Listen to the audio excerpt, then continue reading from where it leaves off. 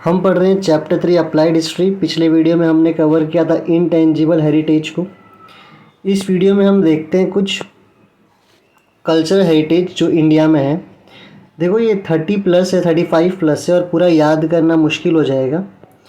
इसीलिए क्या किया करो कि रोज़ या फिर जब तुम्हें समय मिले, जैसे कि यहाँ पे देखो 1983 में दिया हुआ है आगरा फोर्ट, तो यूट्यूब पे सर्च करके आगरा फोर्ट पे कोई वीडियो देख लोगे तो तुम्हें आगरा फोर्ट के बारे में मालूम भी पड़ जाएगा कि किन किन लोगों ने बनाया, किसकी मुग़ल पीरियड में इसकी इम्पोर्टेंस क्या थी, कौन से यहाँ पे राजाएं रहे हैं, वो सब तुम्हें मालूम पड़ेगा। तो तुम्हें ज़्यादा रटना नहीं पड़ेगा। जैसे 1983 में आगरा फोर्ट हो गया, फिर अजंता केव हो गया, एलोरा केव हो गया, इसमें बुद्धिस्ट लोगों का सब बनाया हुआ है कि नहीं, वो सब तुम्हें मालूम पड़ेगा। फिर 1983 में ताजमहल। तो ऐसे तुम्हें काफ़ी इंटरेस्ट आएगा। सिर्फ टेक्स्ट बुक में ऐसे अगर रीड करोगे और याद करने की कोशिश करोगे तो होगा नहीं, ठीक है। तो 30+ है। कोशिश करो कि घर बैठे बैठे कोई एक एक चीज़ों को यूट्यूब पे सर्च कर करके इनके वीडियोस देखते रहो, ठीक है। और ग्रुप बना सकते हो। जैसे कि देखो ये 4 एक ही में 1983 में ही सब आए हुए हैं। आगरा फोर्ट, अजंता केव, एलोरा केव, ताजमहल।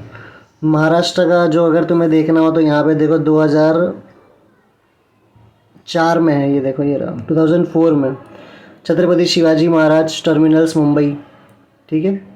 तो ऐसे कुछ तुम्हें याद रखना बहुत ज़्यादा ज़रूरी है। और ऐसे बोर हो जाओगे खाली अगर मैं ऐसे ही बोलता जाऊँ सबका नाम। तो यही एक मेरा सजेशन है कि वीडियो देखते रहो, इंटरेस्ट भी क्रिएट होगा और तुम्हें समझ भी आएगा।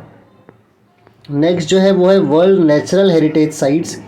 इससे मैंने 37 सेकेंड का जस्ट एक वीडियो बनाया है, तुम प्लेलिस्ट में देखना, सर 37 सेकेंड का है। उसमें मैं कुछ बोल नहीं रहा हूँ, बस वो एक छोटा सा वीडियो है। मैं ज़्यादा बोलूँगा नहीं इस वीडियो के बारे में, तुम जाके उसको 2-3 बार देखना। 37 सेकेंड का है और तुम्हें फिर वो याद हो जाएगा, तुम्हें मज़ा भी आएगा उसको देखने में। एक बार मैं बता देता हूँ इसको। काजीरंगा नेशनल पार्क जो है 1985 में नेचुरल हेरिटेज साइट बना था। ये है आसाम में। राइनो, वन हॉर्न राइनो के लिए बहुत फेमस है ये। दूसरा एक केवलादेव नेशनल पार्क, ये भी 1985 में ही बना, वर्ल्ड नेचुरल हेरिटेज साइट, और ये है राजस्थान में। फिर 1985 में तीसरा है Manas wildlife sanctuary, tiger, elephant, rhino, इनके लिए बड़ा फेमस है, ये भी आसाम में। तो 1985 में अगर देखोगे तो 3 है, काजीरंगा नेशनल पार्क, केवलादेव और मानस, तीनों। ये हो गया आसाम, ये भी है आसाम, और केवलादेव कहाँ पे, राजस्थान में। 1987-85 के ठीक 2 साल बाद सुंदरबन नेशनल पार्क आया है। सुंदरबन नेशनल पार्क अगर तुम जाना चाहो तो ये वेस्ट बंगाल में है। यहाँ पे बंगाल टाइगर देखने को मिलता है। 1988 में नंदा देवी और 2005 में valley of flowers national park, ये दोनों जो है उत्तराखंड में तुम्हें देखने को मिल जाएगा। वेस्टर्न घाट 2012 और 2014 में ग्रेट हिमालयन नेशनल पार्क, ये शायद हिमाचल में, एक बार चेक करना इसे। ग्रेट हिमालयन नेशनल पार्क, ये शायद तुम्हें ऐसे याद ना हो। जो मैंने 37 सेकेंड का वीडियो बनाया हुआ है उसे मैंने म्यूज़िक ऐड किया है, इसी चैप्टर के प्लेलिस्ट में मैंने उसको ऐड किया हुआ है। कुछ ऐसे पहाड़े दिखाए हैं, रिवर्स दिख रहा है उसमें। तो वो तुम अगर 4-5 बार देखते हो उस वीडियो को तो तुम बोर भी नहीं होगे और देखते देखते तुम्हें याद भी हो जाएगा, ठीक है। मिक्स में याद रखना 2016 में Kanchenjunga national park. Kanchenjunga national park तुम्हें सिक्किम में देखने को मिलेगा। एक बार चेक ज़रूर करना इस फैक्ट को कि सिक्किम में है या नहीं, ठीक है। तो एफिलिएटेड प्रोफेशनल फील्ड्स हम रीड करते हैं। लिखा हुआ है knowledge of history can be supportive in the decision making. तो बोल रहे हैं भाई हिस्ट्री का नॉलेज बहुत तुम्हें मदद कर सकता है। सपोर्टिव मतलब तुम्हें मदद कर सकता है डिसीजन मेकिंग में।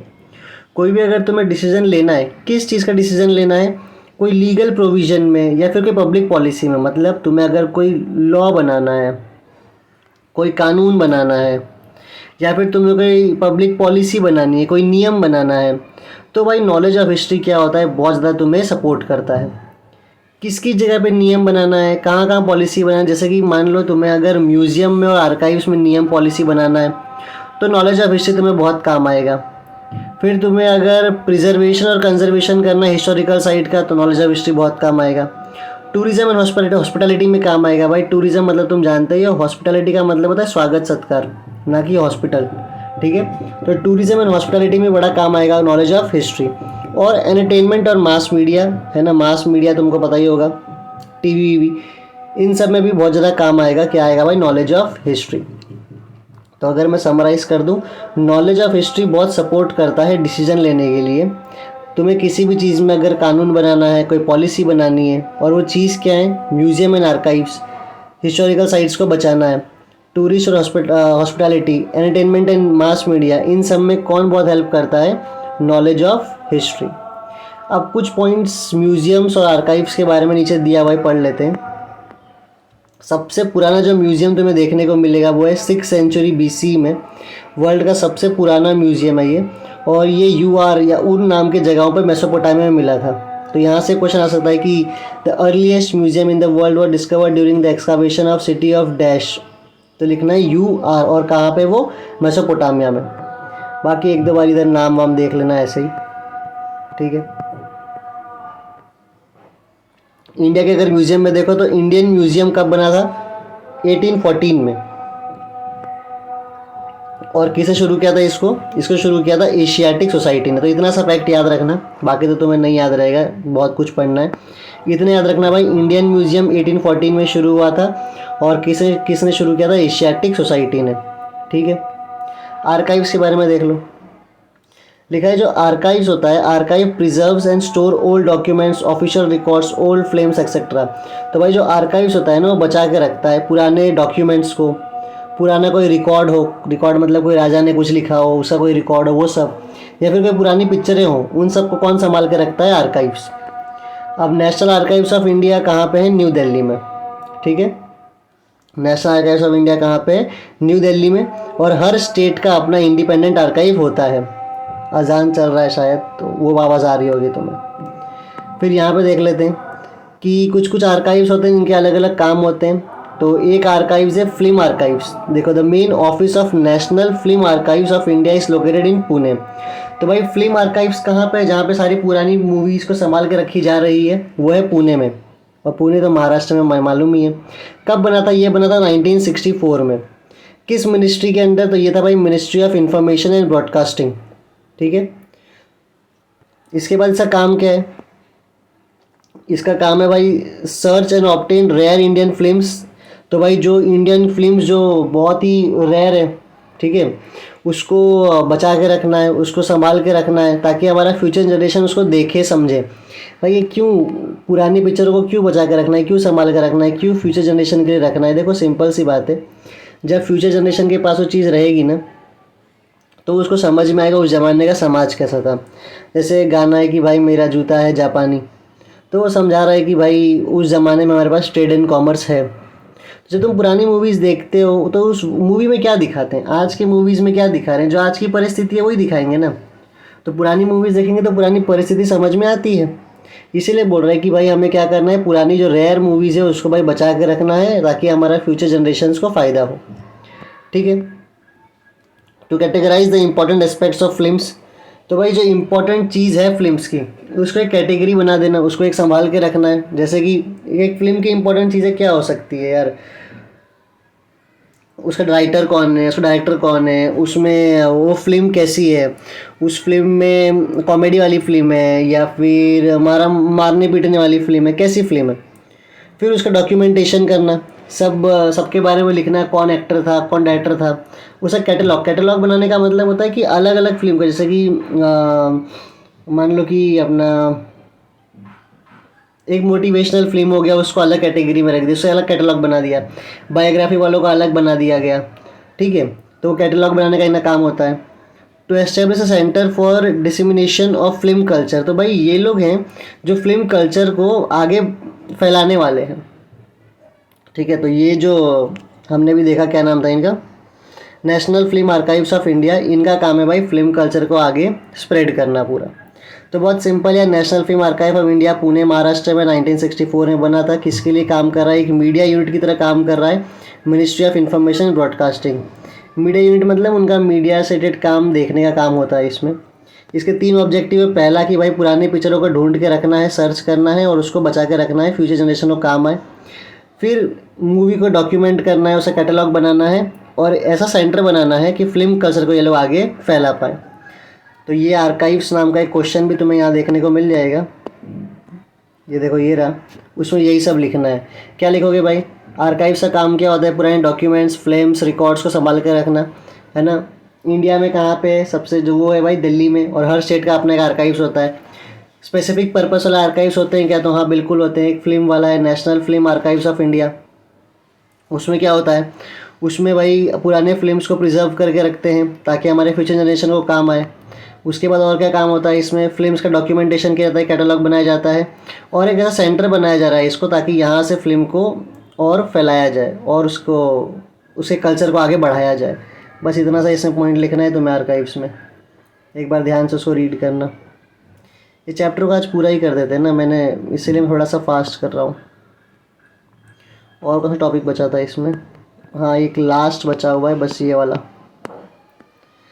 लिखा है। Every field mention here require special personal with specialised skills. तुम जो ज़बान से निकल नहीं रहा है ये शब्द, ठीक है। स्पेशलाइज्ड स्किल्स, देखो जितने भी ऊपर मेंशन किए गए थे फील्ड, जैसे कि क्या क्या मेंशन किया गया था, म्यूज़ियम, आर्काइव्स, उसके बाद में मेंशन किया गया था टूरिज़्म प्लस हॉस्पिटैलिटी, है ना। ये सारे और भी कुछ फील्ड्स मेंशन किए गए थे, मीडिया वाला, है ना, एंटरटेनमेंट एंड मीडिया। ये सारे फील्ड के लिए एक्सपर्ट लोग की ज़रूरत होती है। कैसे एक्सपर्ट की ज़रूरत होती है यहाँ पे, जैसे कि आर्किटेक्ट चाहिए, वो बनाने वाला, इंजीनियर चाहिए, हिस्टोरियन चाहिए, आर्कियोलॉजिस्ट चाहिए, म्यूज़ियम क्यूरेटर चाहिए। क्यूरेटर मतलब जो चीज़ों को म्यूज़ियम में बचा रखता है संभाल के, उसको लोगों को बताता है, उसको क्यूरेटर बोलते हैं। सोशोलॉजिस्ट चाहिए, अगर तुमने अभी चैप्टर 1, 2, 3 पढ़ा है, सोशोलॉजिस्ट क्या होते हैं मैंने बताया है बहुत बार। आर्काइव्स मैनेजमेंट प्रोफेशनल चाहिए, संभालने वाले लोग चाहिए, इलीगल एक्सपर्ट चाहिए, स्किल्ड फोटोग्राफर चाहिए। तो मतलब बहुत सारे लोग चाहिए होते हैं किसी भी फील्ड के अंदर, हिस्ट्री के, है ना, उसको संभालने के लिए, बचाने के लिए। The help of experts for many roles field is required, the help of experts from many more field से रिक्वायर्ड। तो भाई बहुत सारे फील्ड से एक्सपर्ट लोगों की ज़रूरत इसमें पड़ती है, जो भी अलग अलग अपन ने देखे, है ना, म्यूज़ियम में, आर्काइव्स में, ये सब जगहों पर। This experts needs to educate knowledge of the ancient sites. अब भाई इन एक्सपर्ट्स को एंशिएंट साइट्स, पुराने जगहों का अच्छा खासा नॉलेज होना चाहिए। हिस्टोरिकल बैकग्राउंड उनको पता होना चाहिए। वो स्ट्रक्चर रिमेन्स, वो जो चीज़ें वहाँ पे पड़ी हुई हैं, कोई बिल्डिंग वहाँ पे पड़ी हुई है, कोई बिल्डिंग, कोई चीज़ वहाँ पे गिरी हुई है, कोई चीज़ उनको मिल गया, उसके बारे में उनको इन्फॉर्मेशन होना चाहिए। आर्टिफैक्ट्स मतलब कोई चीज़ें, ठीक है।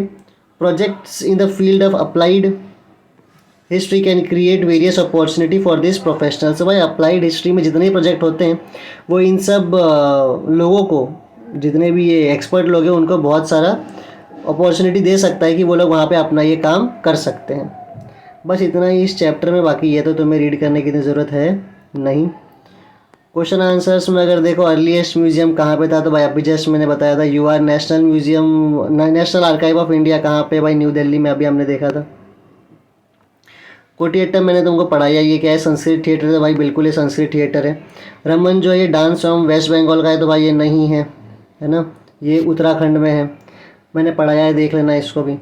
रामलीला क्या, ये ट्रेडिशनल परफॉर्मेंस रामायण है, बिल्कुल है यार। Kalbelia folk dance and song है, राजस्थान का, हाँ तो ये भी सही है।